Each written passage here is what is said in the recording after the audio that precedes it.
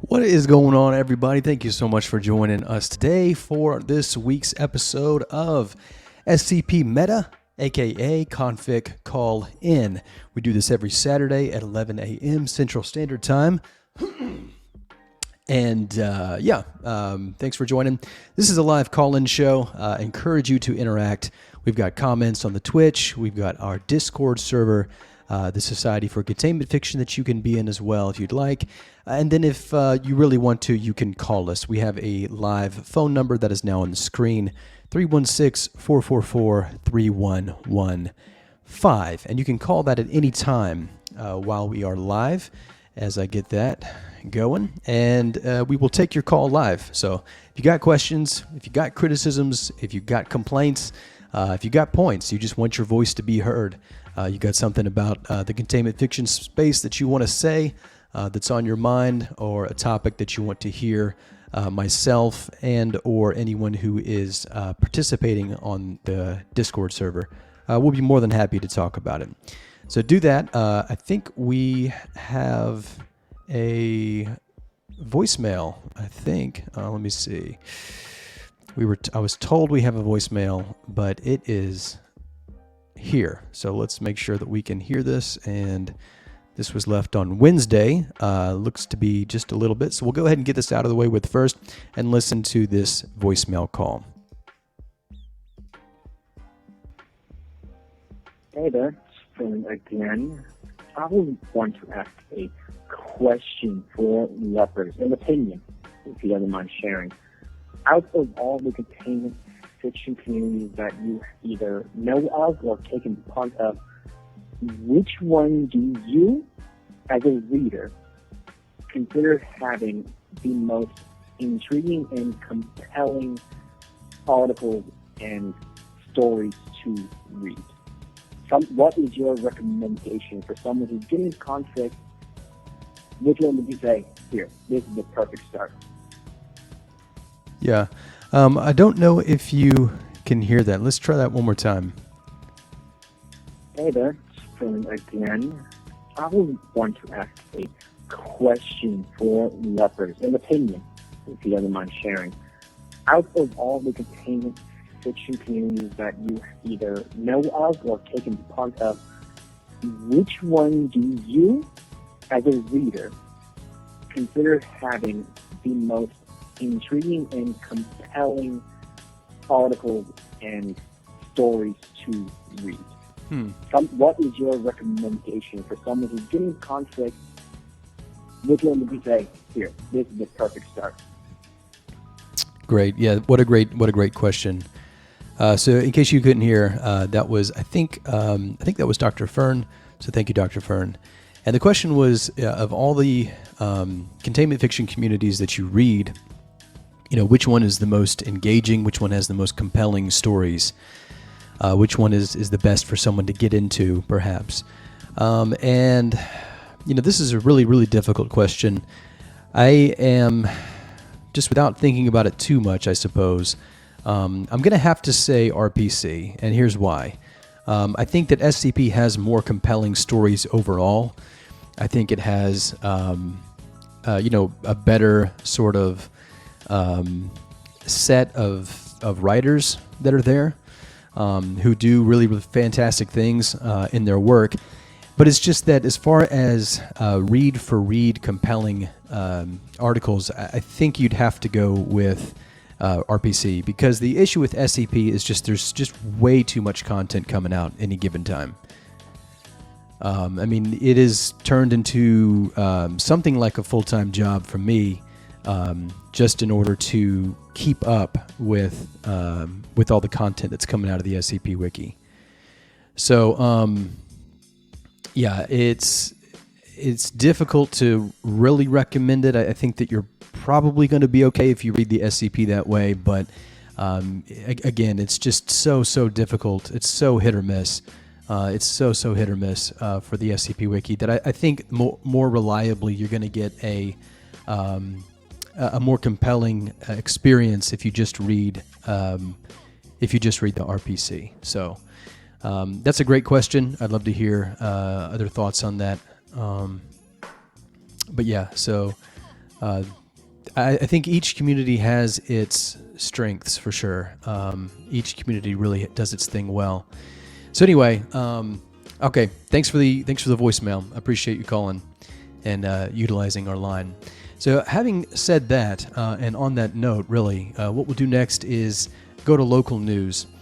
So we have on this week a Confic Magazine that went up by pixelatedHarmony again. So thank you to Harmony for writing this. This one's called "We'll All Go Together When We Go," and it's I love this image. It's sort of retro, kind of Mario or Zelda kind of thing going on here with the old gaming aesthetic. But it's Stages of Conflict Community Development is the subtitle. And so we have this very large, sort of in-your-face infographic that starts off with. Let me share that for those of you who are watching on the Twitch. We have this very large infographic that starts this off. Here's that nice little image.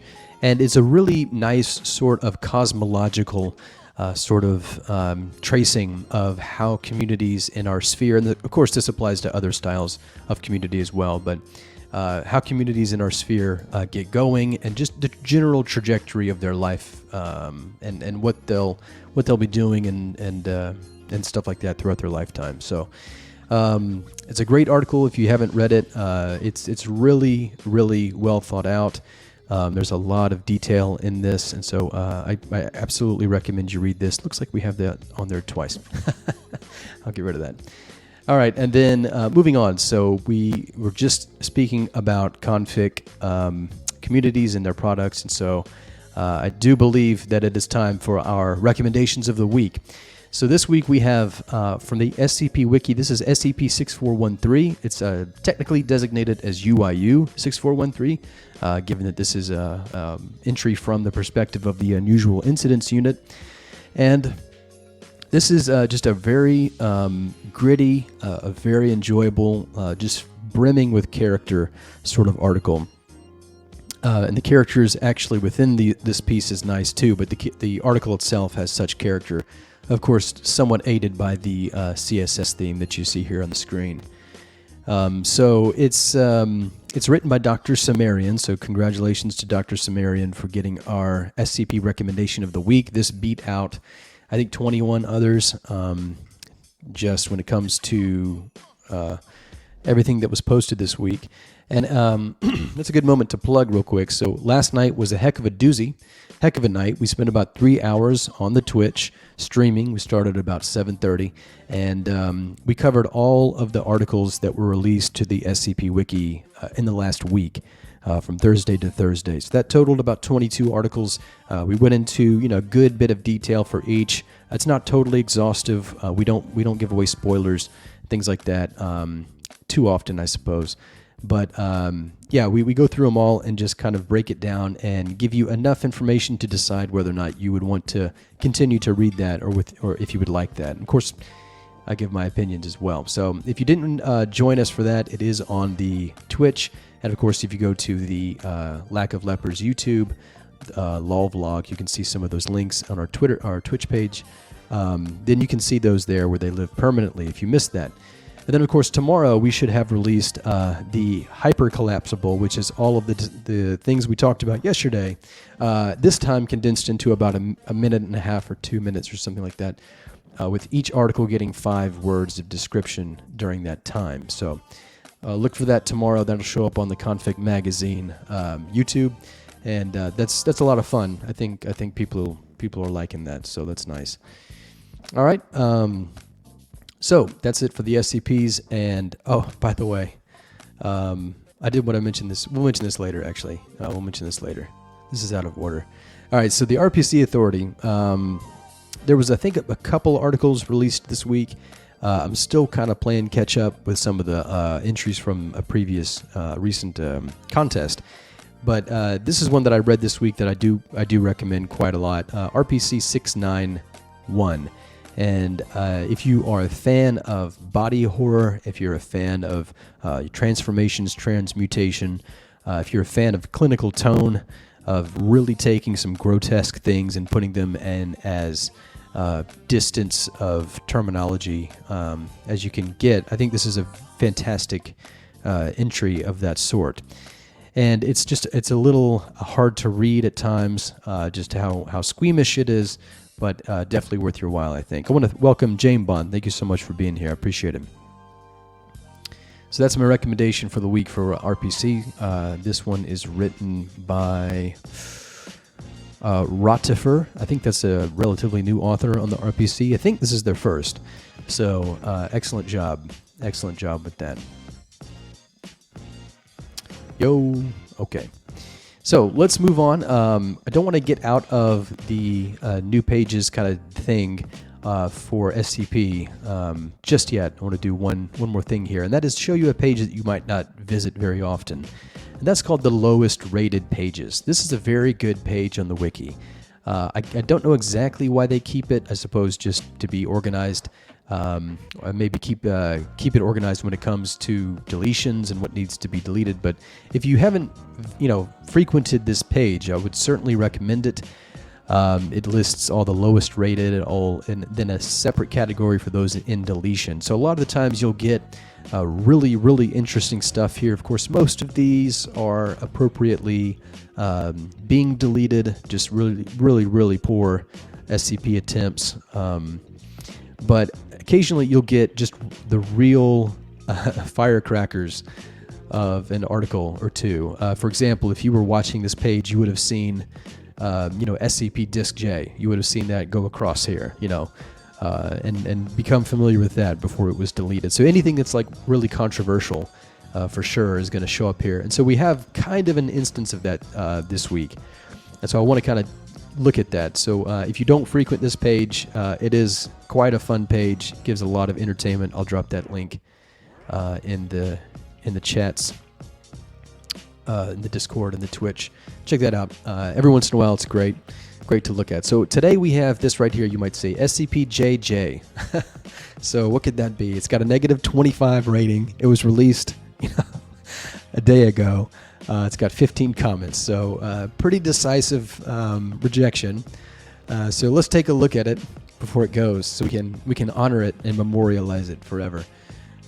This is it. That's all you see. It is SCP-JJ, and of course the joke being, if you don't quite get it, this is J.J. Abrams, director of all kind of stuff, Lost, Star Wars, in some movies. So anyway, this is very clearly a piggyback to SCP PL-J. It thought it could ride the train, maybe get it going here. But clearly the answer is no. They projected this. So I think the funniest part about this is the reactions, which I kind of want to get into a little bit because it's interesting to look at in a lot of ways. James Bond says, I've saved SCP-JJ in the Wayback Machine. That's good. Yeah, not much to it, honestly. But just seeing it in its context of deletion here certainly is something to be remembered. So thank you for doing that. That's some good work. So I'll just say, before we get into the comments, oops, hold on, I accidentally shared my screen for the Discord. Okay. Yeah, so before we get into this, I'll just say my thoughts, which is that, this obviously is not going to work. I mean, something like SCP-PL-J is probably only going to happen once, which, thank God, it's only going to happen once. But this is really that sort of J, that sort of attempt. It's the J that the wiki really needed, and SCP-PL-J is the one it deserves. And what I mean by that is that this is actually a more superior version of SCP-PL-J, because it actually, from sort of a effort standpoint, it's a slightly more differentiable attempt than what you would see if a bot decided to post something to the SCP wiki. So SCP-PL-J is straight up bot, activity, 100%. This actually has a little bit of humanity in it, in that, SCP-J obviously is the indication, the designation for a joke, and you actually have some, pun here. You have something going with this, JJ. So that's all it has, and so it certainly isn't enough to be good, in my opinion, but it's just strange. It's unfortunate that this came after SCP-PL-J, because it would have been a better, if there's only one spot in the wiki for something like this, I think this one would have been better. So with that said, Almerduk says, hey, I'm going to join after restarting my PC. That's awesome. Thanks for coming in. So let's read the comments here. So this is the author, Dr. Herrick, who has been kind of doing some format screws lately, so is certainly having fun with the wiki. And the author post says, this probably rivals only Polar Bear covering its nose in a snowstorm in stupidity. And if you'll recall, that's something we spoke about during our April Fool's episode, and it was really a nice example of what we wanted to call SCP sort of Neo-Lol Foundation style jokes, you know, where you just have incredibly low effort jokes that don't have any real value whatsoever. And the next person says, this is like caught, but I don't get the joke, which is really funny because there actually is a joke here. The one to not get would be SCP PLKJ. There's no joke there at all. A couple people laughed. Lieutenant Flops says, once is a fluke, but twice is a trend.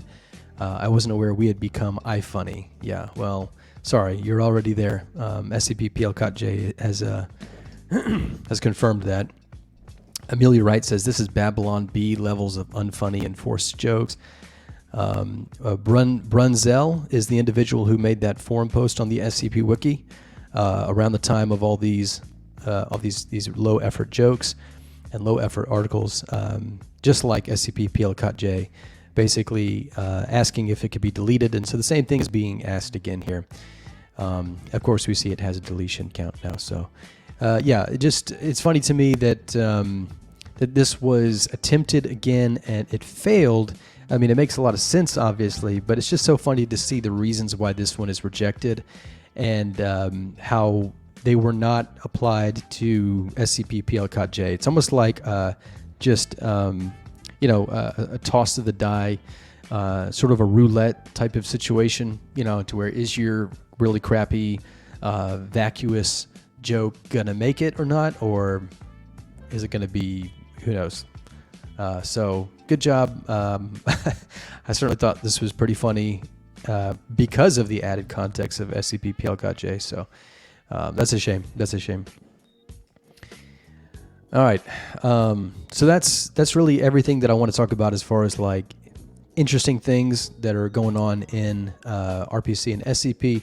I do want to once again kind of shout out to Liminal Archives. They still have a contest going out here called the Horror Contest. And once again, that is going on until next month. Submissions are currently open. We now have another entry called Bloodpool Catwalks from NAF Lad, also known as NAF. So I do know that other people are planning on joining. I read a draft that Harmony is actually looking at. And yeah, and it looks really, really good actually. And I'm thinking about joining the site so that I can submit something to this contest. So we'll see. I don't want to do it unless I can do it well. So we'll take a peek at that. But yeah, that's still going on, and we'll be kind of keeping our eye out for that and our ear to the ground. Jane Bond says in the Discord channel, have you read RPC 599? So let's take a quick look at that. It doesn't want to move over, so let's just make a new tab. All right, RPC 599. This does not look familiar to me, honestly. It appears to be a steel box with a circular opening on one side. There's a thin layer of metal comprising a massive amount of microscopic circuitry.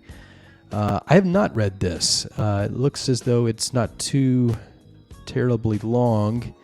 When was this written? Seems like it's an old one. Yeah, wow, this is really old. Vizlox wrote this back in August of 2018. So, yeah, that's an old one. Now, Vizlox, I'm usually a pretty big fan of when it comes to writing things, for sure. So, I don't doubt that this is really good. What do you think of it, Jane Bun?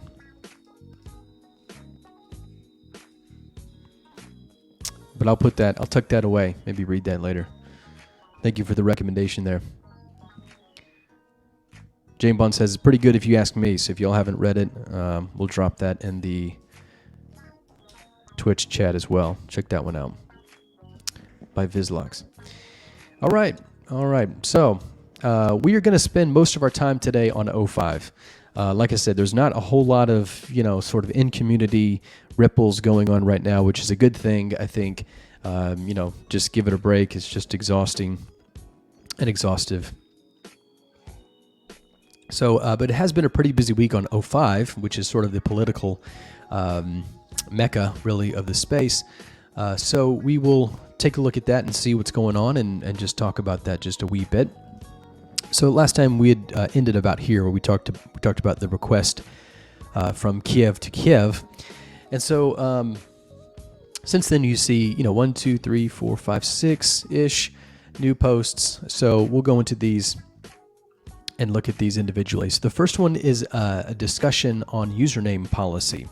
So basically what we have here is anybody who's been on the SCP Wiki for a while, or who knows or has tried to join the SCP Wiki, you know that there's a very big taboo against role-playing, with your Wikidot account. So typically, you have these rules right here that specify what are going to be bad usernames that are not going to be allowed on the site. Now, this is, of course, an eventual rule. It wasn't always this way.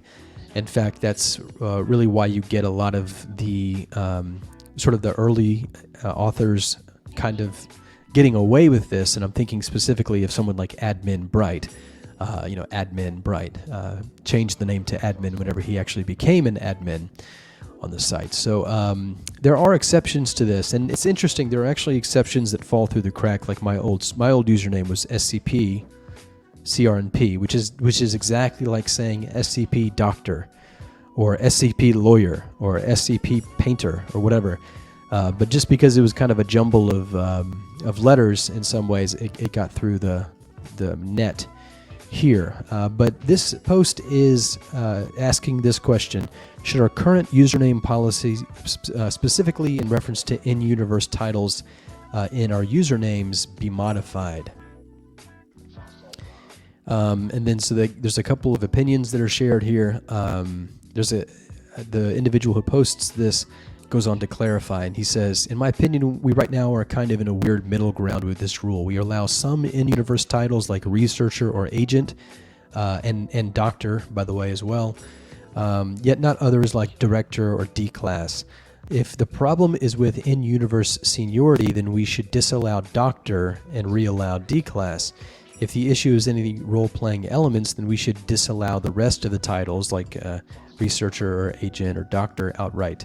And so this is basically someone just getting a little too pedantic with the rules here. I don't necessarily think this is something that matters a whole lot, but it's a fine-tuned observation. It's certainly sort of a double standard that has gone unaddressed for quite a while. So kudos to Optimistic Lucio for doing that and bringing that up. I want to thank you for joining. Almerduck, how you doing today?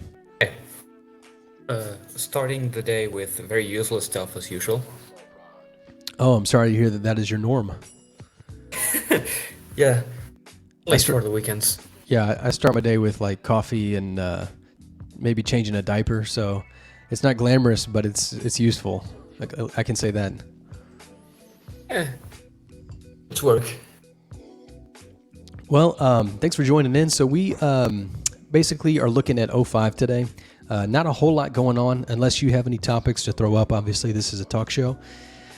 More than happy to speak about what you want to speak about. So if you got a topic, please, by all means. I got nothing in mind right now. I've been not doing very much regarding SCP. I'm just trying to adjust to my life because I started to work during mornings and go to uni at night. So. Oh wow. Okay. Not much time for drama. Wow. Yeah, that's so it's a full-time job kind of thing, or what? No, it's half-time. It's just 4 hours. Okay. Still, that's a lot going on at once. So, kudos, and any activity, obviously, in this space is extracurricular, just what you can afford. Yeah, difficult things juggling those things with real life. So, I go back to work, and I'm on paternity leave right now, which is why I have so much free time. and I go back. We're going to see how things shake out when I do that, but hopefully we'll still be here doing everything that we got scheduled. Okay, so yeah, back to this. The username policy, of course, like I said, it's kind of little on the pedantic side of things, but it's a good point. I don't think anything is going to change from this. A lot of people sort of bat this down almost instantly as just a non-starter. People sort of just picking up on like, okay, this doesn't really need to be changed. Like, it's really not that big of a deal. It just so happens, call it a roulette. It just so happens that researcher, agent are allowed, doctor is allowed, and then director, D-class, and things like that are not allowed. And that's just the way it is. It doesn't make any sense. There's no rhyme or reason to it, but that's just the way it is. So yeah, and investing time on this is just kind of very tiring because of the way SCP wiki discourse works. Is that if you push to one side, you're going to get a lot of pushback, and to get through that pushback and get something done, you're going to need a lot of time, a lot of effort, to keep your cool through hours and hours of debate. And who the fuck wants to put that kind of time in the username policy? yeah, exactly. I don't know exactly what goes on with the behind the scenes sort of cooking and preparing of this stuff before it gets to 05 at points, but yeah, it just seems like there's a lot of reaching, just to almost to make issues for their own sake. It almost seems as though this particularly is an example of trying to find a problem for a solution that you've already come up with. So, little cart before the horse kind of stuff with this one. But yeah, I agree. So we also won't spend too much time on this. I just think it's interesting that was observed, and interesting equally as much that it was just sort of shrugged off almost instantly. Yeah, it's a funny issue to take care of, like to bother with, I mean. Exactly. And so this next one is certainly more scandalous, a little more interesting and almost shocking.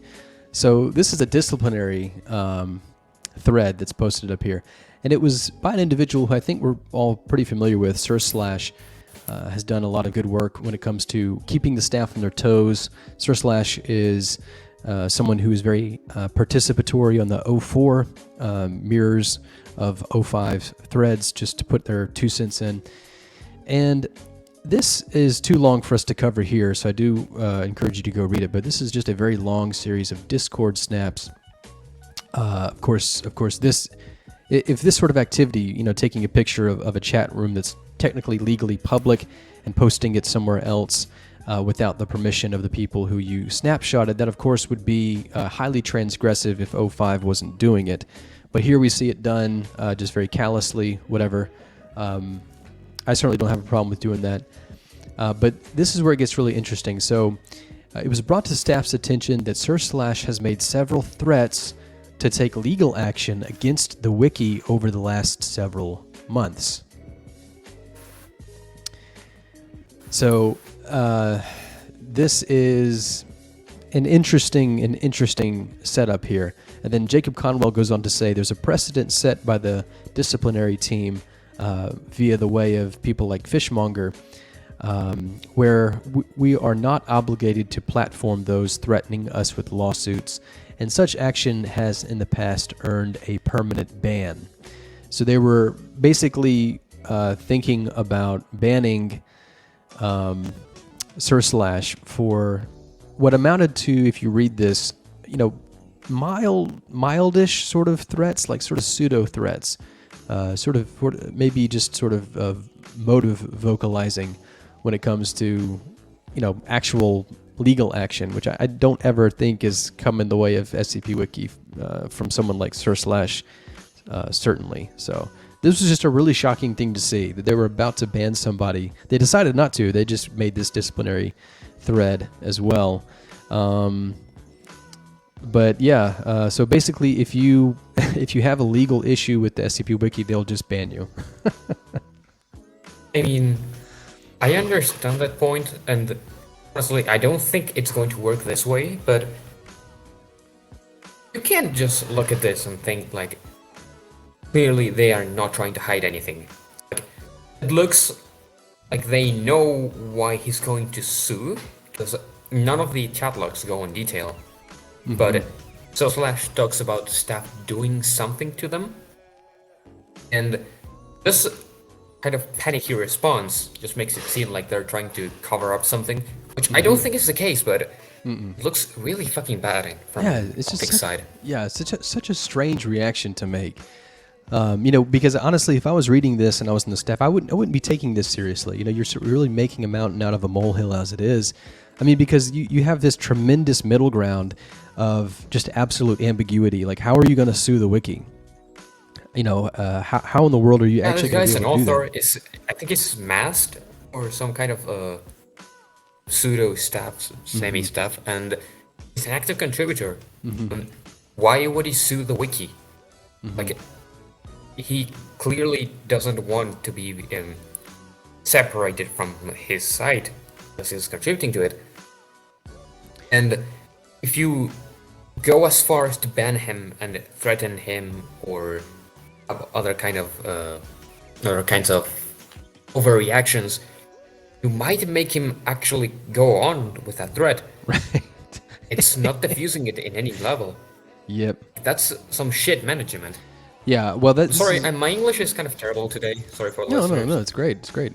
That's exactly right. And this is honestly something that we, a few of us, myself, I'm pretty guilty of this, have really had fun with, sort of leveraging, because the staff always, they always bite. They always bite.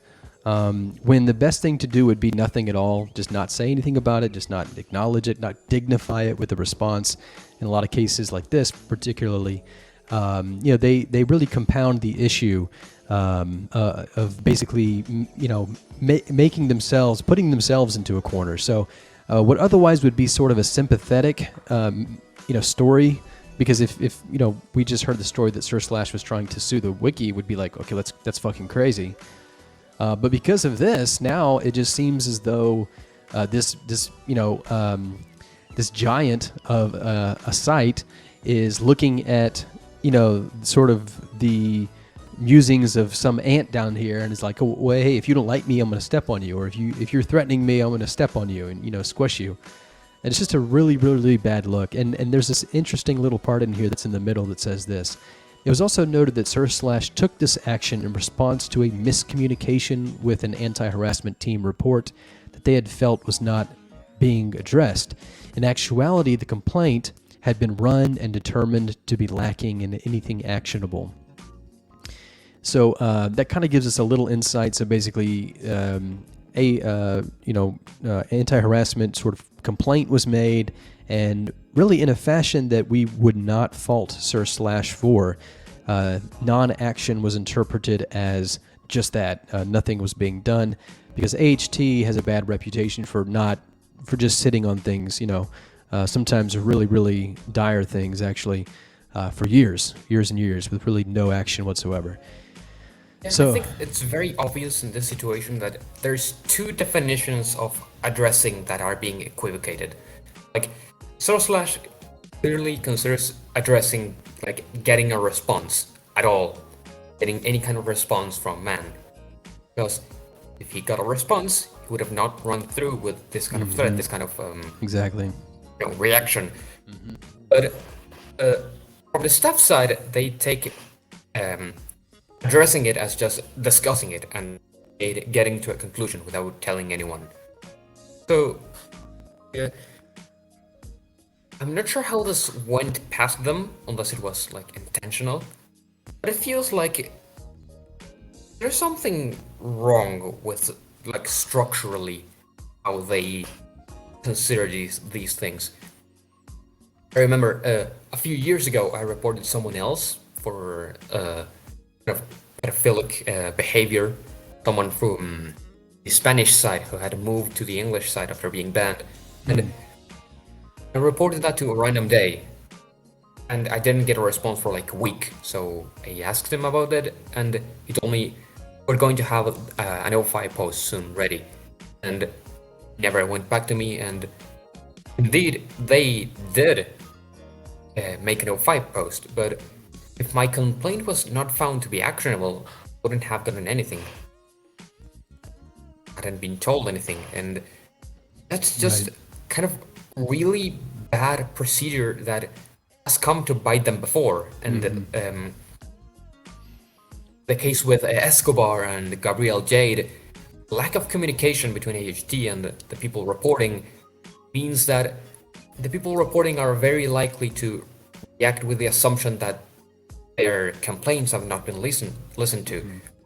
Yeah. And it's just kind of bizarre that they wouldn't have learned from this already, because they already have a fucking pedophile scandal, kiwi farms, and they had to be pressured by kiwi farms to do action, and a lot of people quit from that, and there was a lot of drama.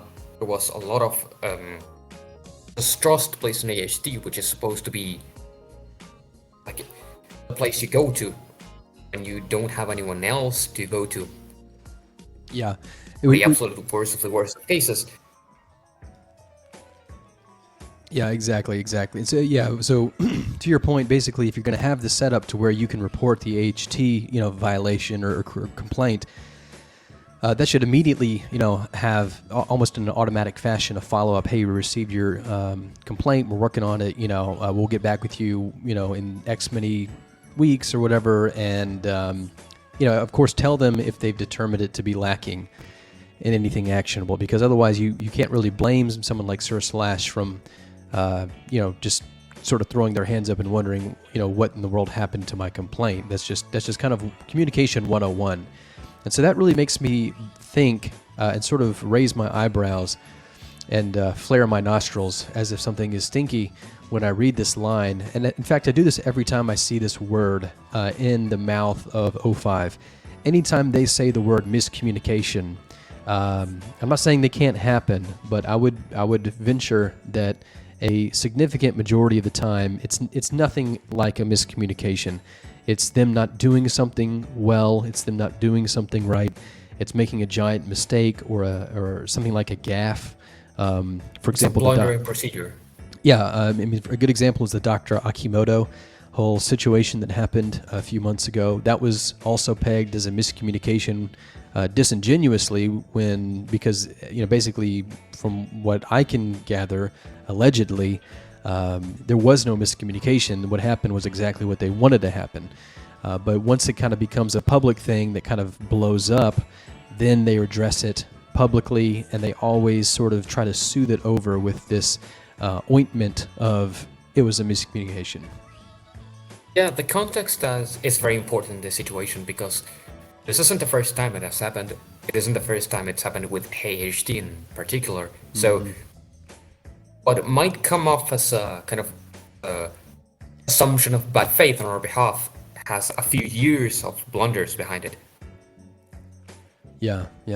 I think honestly what we're seeing here is just a hypersensitivity to the legal trauma. And this really has been absolutely disastrous. I mean, we can talk obviously about all the obvious ways in which something like Andre Duxon was sort of scarring, to a lot of the wiki, its psyche, really what is possible, how it can be abused and leveraged, things like this. But I think sort of a more sinister component of that whole episode is how it is manifesting sort of in second order and third order locations, like in this, or like in feeling the need to remove something like SCP-173's image, just because you might get sued. So yeah, this is really a completely asymmetrical response from O5, from just this one little guy.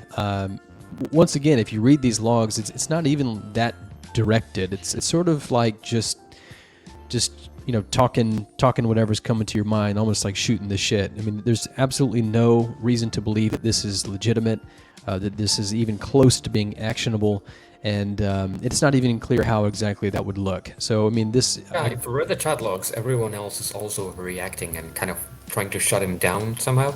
Right. It's kind of funny, because they know the threat of a lawsuit is kind of unfounded, and yet they try to dissuade him and keep trying to shut him down when the case shuts down itself. Yeah, exactly. Don't know. This is a really good line just to speak what you're saying. This is from Jack, and Jack says, "Why would you ever waste your time as something as meaningless as a shit statue fan fiction site?" And so this is sort of like it's the Mott and Bailey fallacy, where someone like Jack, I don't know the individual personally, but just as a stand-in for authors in general, and I'm pretty fairly safe in assuming this is at least partially the case for the individual Jack as well. But basically, they'll take the SCP Wiki very, very seriously. But whenever that seriousness shows up in a context where it wouldn't be benefiting, let's say, their social capital or their investment into the wiki and who they are via the wiki, suddenly it's just so easy to switch to the other side of that dime. Suddenly the head, the neck goes back into the turtle shell and is like, oh, come on, this is ridiculous. What are you doing? Yeah, and then I think this is Rounder House. I can't be sure, but the name is Yurt God, so I gotta, that's Rounder House. Yeah, so that's very cactus-esque, plus the yurt. So, but he does say report to who, man? I mean, it's a great idea. Like, I mean, it's not even clear that you can sue the SCP Wiki. I mean, it's essentially a decentralized collective of disparate individuals. So, I mean, either this is just, once again, the legal paranoia sort of rearing its head, and almost a hyper-reflexive allergy when it comes to even ruminations of this direction. I think it's not specifically the legal thing, it's just that SCP, the SCP community is very defensive in general. Yeah, they really are. Like overall, they are very defensive. Yeah, that's well said. That's well said. From both literary and community and staff. Yeah. Yeah, so I think, once again, we could say a lot about this, and we'll move on since we've been harping on it for a while. But yeah, it was by far the weirdest thing to show up this week. And it's just so odd. I really hate that Jacob Conwell is an administrator in so many ways, because he was perfect for the job, I think, and is a great example of somebody who should be in those positions, who is well deserving of the spot. But then, because they're sort of in that role, they have to do these sorts of things, and it looks just so bad. It looks almost like just a bully. The example I would give is if you have a relationship where one person is wondering if the other is cheating, and so the one who's wondering if the other is cheating asks to see their cell phone, and so the person whose cell phone it is just freaks out, just maybe throws the phone, into a lake and breaks up and walks away. I mean, it's just like, okay, so I guess you had something to hide. I don't know what to make of that reaction, but clearly the reaction is by far the oddest, most telling and interesting part of this. So very, very interesting. Okay. Moving on. So the next thing I wanted to kind of just touch on real quick is just to keep an eye on this. You don't really have to say a lot about this. Back in the day, I would be posting a lot on my blog about this, but there's just not a lot to say. Because once you've said it about one thing, you've said it about the whole thing, which is this charter rewrite. So we have 2 more additional posts show up about the charter discussion, and they're basically talking about definitions for words. What is an admin? What is staff hierarchy? All these things. Oh God! Yeah. So basically, so horrible. Yeah. So what is that thing? My brain is not on right now. I think it's called a glossary. At the end of a book, where basically it's like this long lexicon that gives you definitions for every term that's used in the book.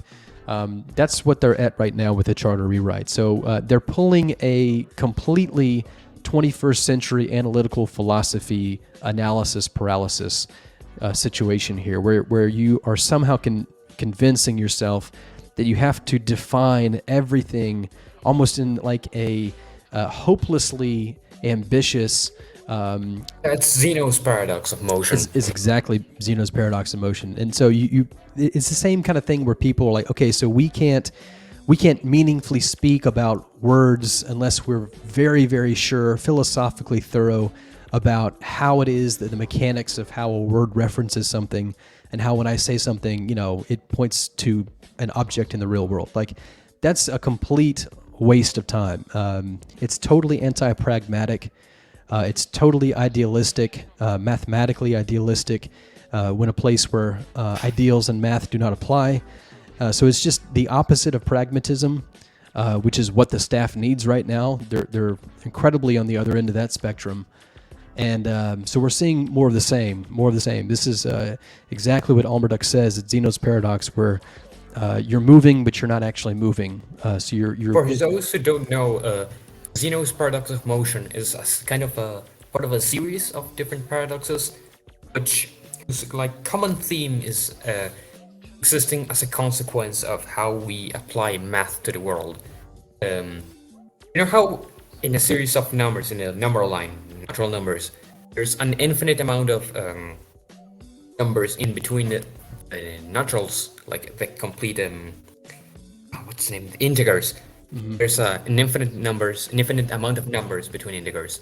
There's 1.1, 1.1.1, 1.1.1.1, and going to infinity. So, if you try to describe the motion of an arrow, like through a straight line, there's an infinite amount of points in that line. So, every time the arrow moves, if you try to describe the motion point by point by point, it would never ever get to its target. And yet, in real life, we see that the arrow moves at a certain speed to its target. That's something you can't describe mathematically because there's an infinite amount of smaller points in that line. Right. And the other one is the Coastline Paradox, the Panaktarsky Paradox. There's a lot of similar ones that are just exemplary of this issue. Yeah. And that's a great way to put it. Yeah. So basically, it gives the illusion that you're moving somewhere when you're not. That's another way of looking at that too. Just put simply. But yeah, that's a great explanation. So whether it's the Coastline Paradox or Zeno's Paradox, I mean, there's a lot of ways you could put this. But basically, what's happening is they're essentially trying to get from 0 to 1, and all they're doing is just adding, adding placeholder digits. You know, the 10th, the 100th, the millionth, and so on. They're basically just adding orders of magnitude of work that don't really go anywhere. And so this, is a shame to see because it's still surprising to me that they actually think that this is going to get done. And furthermore, what they've done, if you recall, this is the next 05 post that we'll get to here. They had put a policy freeze in place to basically cancel all new policy developments until they had finished this charter rewrite. And so we see here that basically they've used up the allotted allowance of dates that they initially thought it was going to take, the original 45-day period, to get this charter rewritten. And I don't think there's a single person, maybe there are people on the staff, and that once again speaks to how sad this can become if your nose is pressed so close to the canvas. But yeah, I don't think anybody outside of staff ever thought that this was going to go anywhere. And so we see them here voting to extend the policy freeze. And of course, everybody's saying, yay. There's a couple people who are saying no, maybe seeing the futility of it as well. So that's an interesting development now that I'm looking at this. But you have people saying basically, let's kick the can down the road. And I just have a feeling that this is going to be perpetual. It's going to be like the pause of student debt. I don't think it's ever actually going to come back. Yeah, maybe it will get done, but once it gets done, no one is going to be happy with it, and we're going to have to go back and rewrite parts of the charter, and no one is going to want to do that, so they're going to be stuck with a charter they don't like. Yeah, and even if everybody did like it, it's not going to solve the issues they think it is. You can't fix culture with policy change. Yeah, that's why state bureaucracy in general is kind of shit. That's like the criticism people aim at the state, that things don't get done because there's so much procedure, there's so many things to be discussed, and this is an example of it happening at a lower scale. This kind of motion only gets done when you have few people with a vision, with an understanding, with like a broad view of what has to be addressed, like sort of thing you just leave to the admin to discuss and write. Because if you include all of the staff, that's way too many cooks in the kitchen. Mm-hmm. Yeah, exactly. I think they've somewhat backed themselves into, once again, a more difficult situation because they've lent the ear so Once again, so I guess this kind of starts with the town halls where they basically ignored things like anti-harassment cases that they ignored, that they never acted on. And it boiled over to the point where you had to have something like the town halls to really shake them violently and get their attention. And so ever since then, they've had just this emergency line almost to places like SCPD, and of course that's changed a little bit now that they have their own official Discord. But they've been just so pandering to the community after what was just a giant loss of credibility. That you can see this all throughout the charter discussions. You see people basically feeling like they have to get everyone's input, and it has to be thoroughly validated before they can even get to make the first step. So that's what I mean by analysis paralysis. They've just totally crippled themselves with just an overwhelming amount of work that, like you said, Elmer Duck, might even get done, but no one's going to be happy with. Yeah, if you've ever been a part of these kind of bodies, like policy bodies, you start off being very willing to do everything right, and let's do the entire procedure. I'm not going to make the mistakes of my predecessors. I have the time, I have the will to do this. Let's get this fucking cake. And 2 months down the line, you're going to be so fucking tired, you're going to be in the exact same spot as your predecessors. I'm telling you, man. Because we have a limit to the willpower we have to just to get through the mud that is policymaking.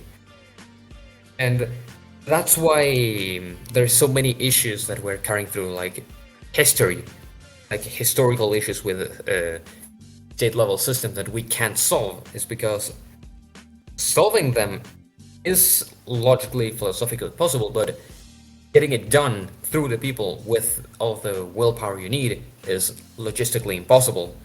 And that's what you're facing when you try to make policy at this level of complexity. If you want to get anything done, you have to skip steps, you have to get it done. The important part is getting it done, not necessarily getting it done right, because if you try to get it done right, absolutely right, the level of perfectionism you need to have is unfeasible. Mm-hmm.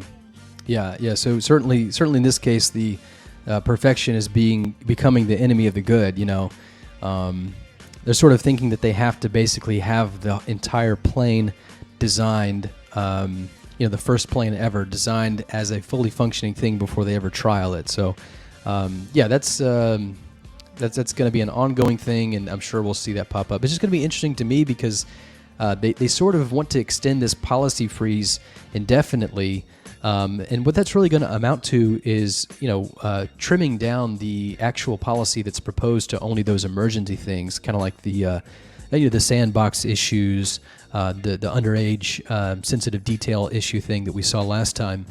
This might have the effect of snuffing out a lot of other policy changes, but we just saw that that's actually not really true. There really hasn't been a policy freeze. I mean, we just talked about this username policy that was just totally pedestrian. It was totally whatever, and yet that's still being discussed and posited as well. So, in the same way that the charter is not really working, the policy freeze isn't really working either.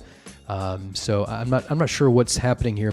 Besides this whole staff just spinning their wheels while just being completely disconnected from the actual wiki. For example, I think I noted this last time, but if you actually go to the main site mirror, so every time these days, once again, as part of this pandering process to not be so isolated in their ivory towers, every 05 thread has an equivalent on the SCP wiki. It's called the 04, and you can see one right here.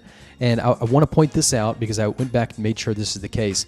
Every single 04 mirror of a charter discussion, doesn't matter what it's about, anything to do with the charter, no one has said anything on the main site. There's been one comment that one person said on one of them, and there's probably 10 of them by now. And that comment was basically just like, oh yeah, that looks okay.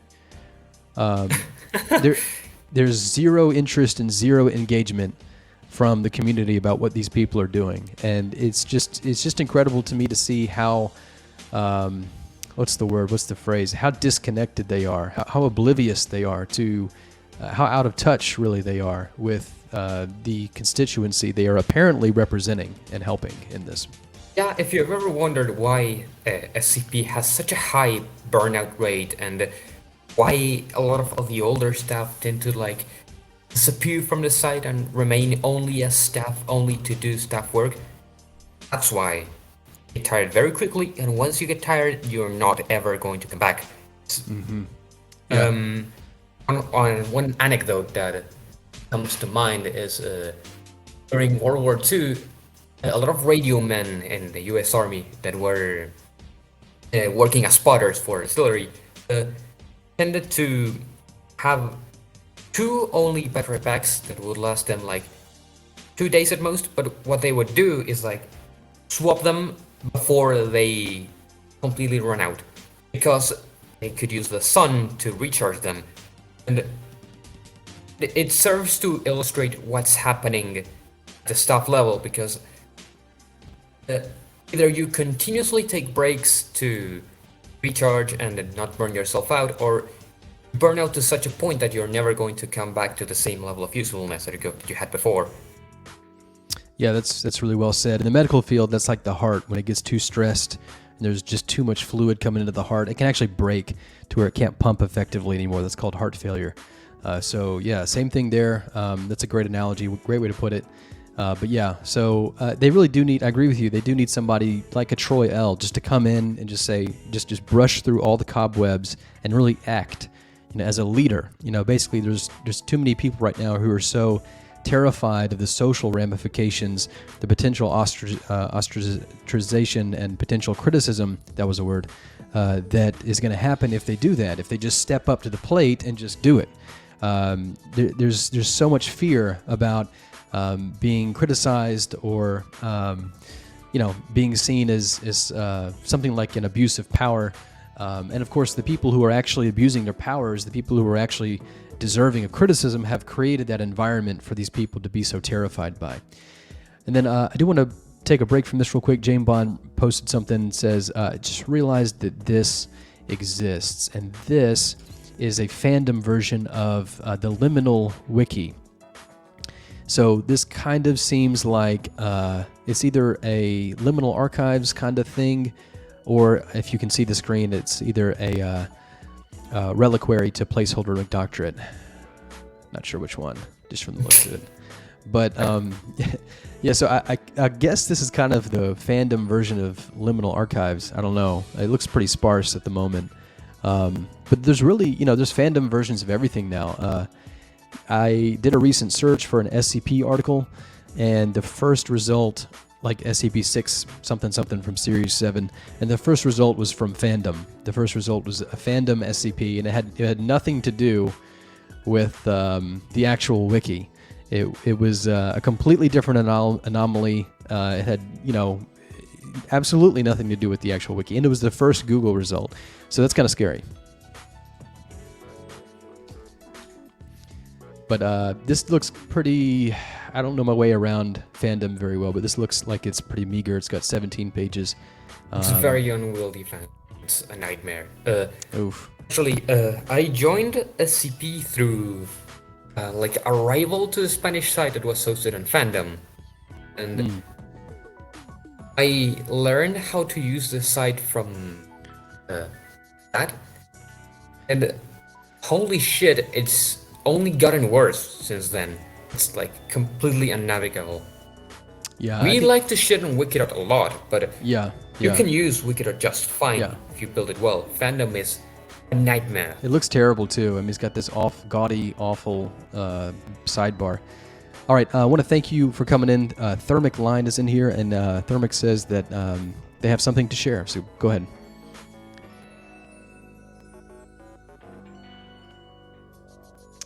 I think this is typing. We'll give Thermic a second to type that and then get back to that. In the meantime, we will just mention this. This is something that's interesting. Basically, there was this disciplinary thread from a user who was banned like 7 years ago, who came back and made quite the apology. Just apologizing to all these people whose time they wasted because of their actions. And so after 6 years or something like that, this person has been unbanned and is now going to be part of the wiki. So that's just really interesting to see. Happy to see that. All right, Thermic says, I was going through 4chan archives and I saw mention of RPC in My Little Pony board. What I found was funny. It was a fanfic of RPC that uses a non-pony as an article. Here is the paste. So let me take a look at this. RPC Leet 1337. Let me put this up on the screen. Do not communicate with this individual. We do not want them. They're ahead of their time. 1337. We got to get. That's PFP. I'm telling Excellent. you, if we ever open up Series 2 on RPC, we're gonna have to go ahead and put this one in there. Just grandfathered in. But anomalous Philly. I mean, they got it down. They got beta yellow utility, sapient hazard, organic hazard. I mean, hey, this is plug and play, guys. This is gold. This is ready.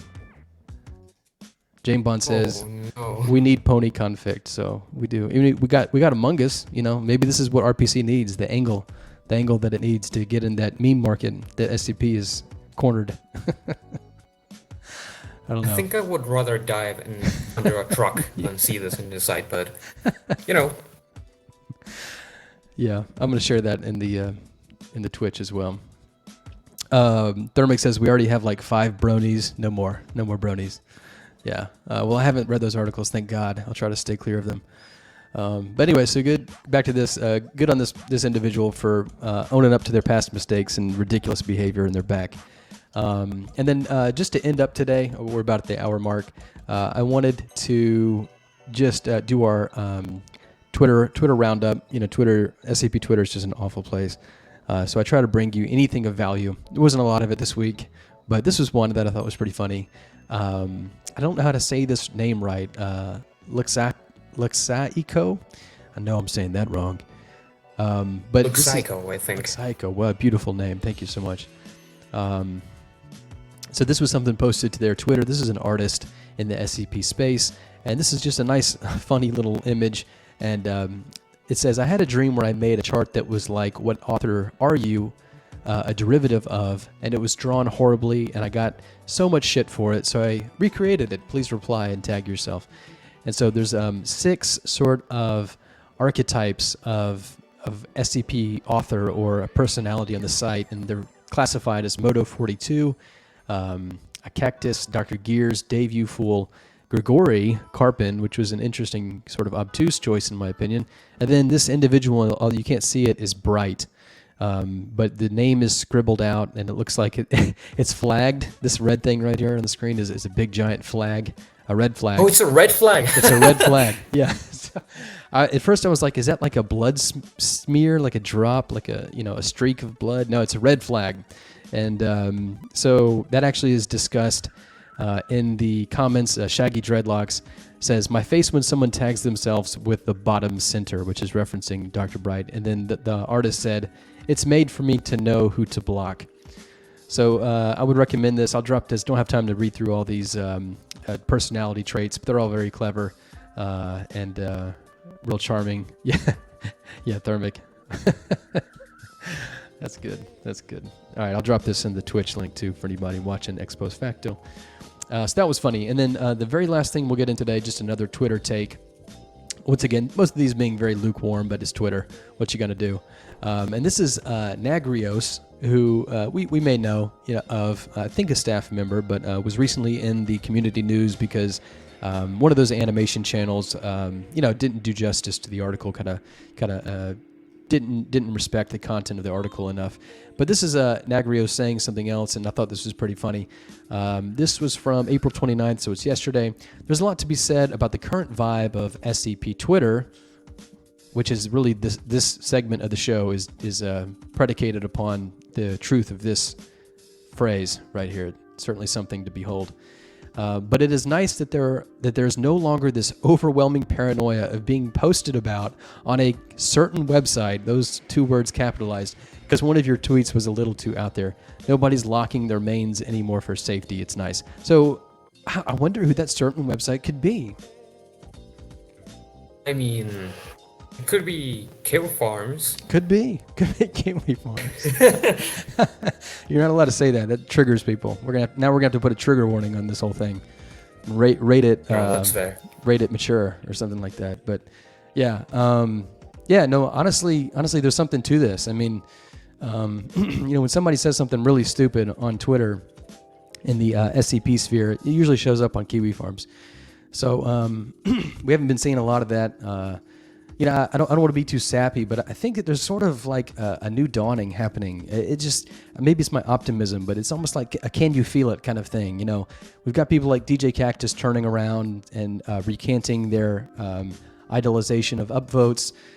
We've got Dr. Gears sort of coming back and participating a little more than usual.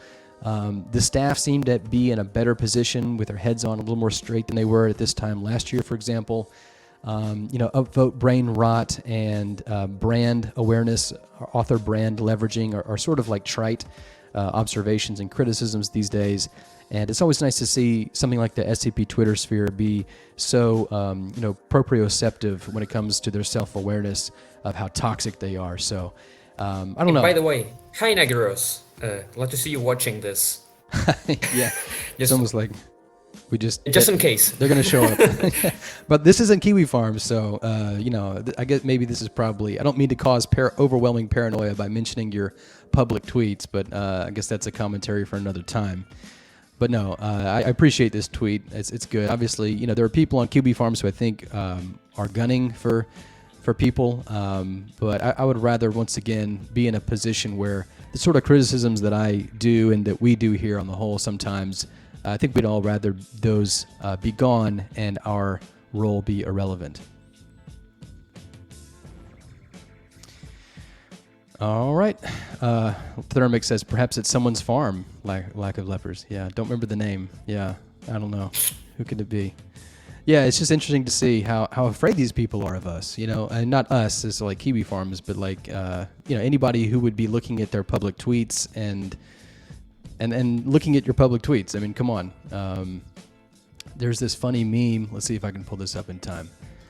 There's this funny meme that I did because basically I think anybody here knows that you're probably blocked by a decent number of people on Twitter just because of who you are.